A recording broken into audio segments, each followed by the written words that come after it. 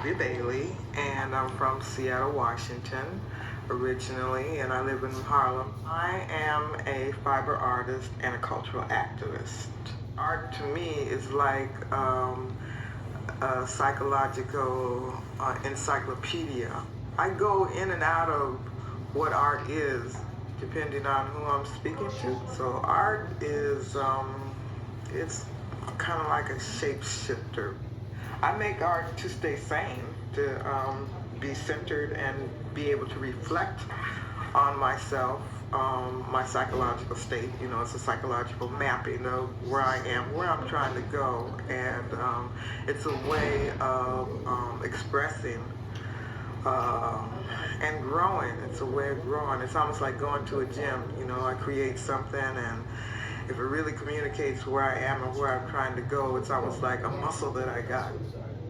It's kind of therapeutical, you know, to me.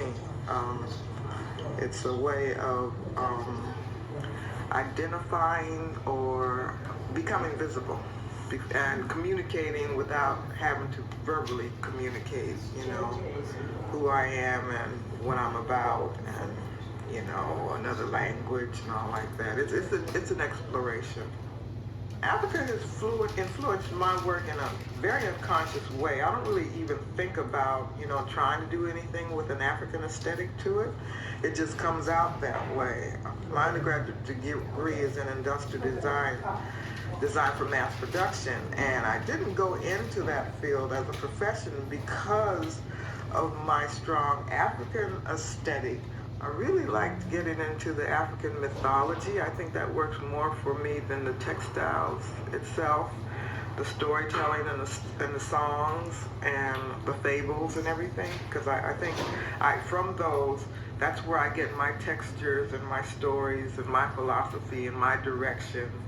Some of Africa has a very contemporary, very traditional, but then within that tradition, there's a lot of futuristic elements to the aesthetic.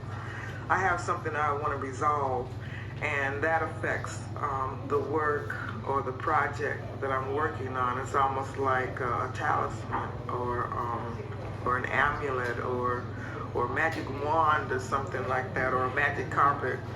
You know, that's how I move with the pieces that I create, where I'm trying to get to. You know, this is serious business. It may look like, you know, some kind of decorative or surface design or something, but I'm trying to break out.